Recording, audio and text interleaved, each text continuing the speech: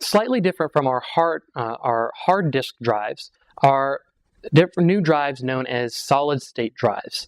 Now, these are drives that are just beginning to come into the common stores, and you're able to see in new computers. And solid state drives work differently than regular drives in the case that they're actually not any disks that are spinning or moving inside the drive.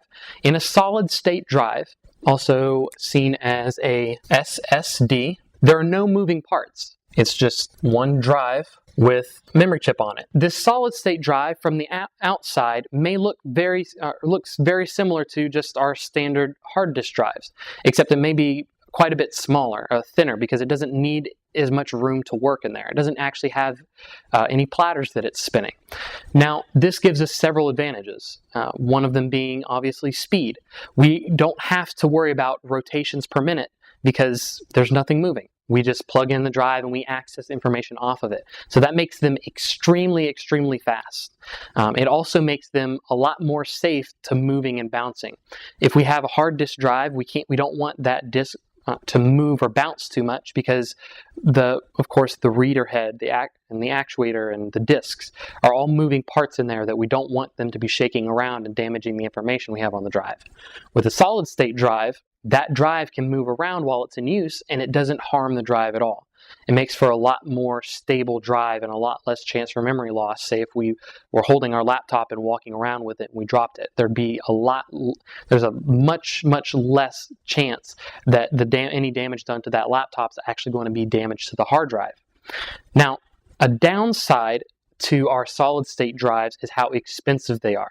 Solid state drives are not usually found in just your typical everyday computer right now because they're very, very expensive. Even for, say, a very small 32 gigabit solid state drive, you're going to be paying a lot more than that same amount of space on a hard disk drive. In some modern laptops, we'll see situations where you'll be reading the information on the laptop and it says it has some solid state drive memory, but not all of it is solid state drive memory.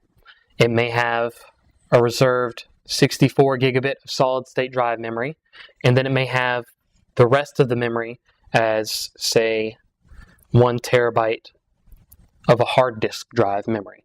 And that's going to give us the speed of solid state drive in certain information that we save on our drive that we need to access very quickly, whereas we still have the storage capacity of a hard disk drive for information such as Word documents that don't need to be read and written as quickly. As time goes on, we'll see more and more use of these solid state drives because as technology progresses, they'll become less and less expensive and easier to make them bigger, and slowly may begin to replace some of the instances where we actually use hard disk drives. One thing to remember with solid state drives is we do not want to defragment these drives. The reason for that being, unnecessary reading and writing to solid state drives can actually cause them to prematurely fail. Whereas hard disk drives, when they start getting junked up and we start having unallocated space, we actually do a defragment on them. And we recommend doing defragments when we notice that that's happening. We never want to recommend a defragment on a solid state drive. For that reason, we mentioned the premature failures. Some newer solid-state drives include features such as trim, which is a feature that allows us to delete that deallocated space without actually running a defragment, because that defragment, again, would ruin the drive early.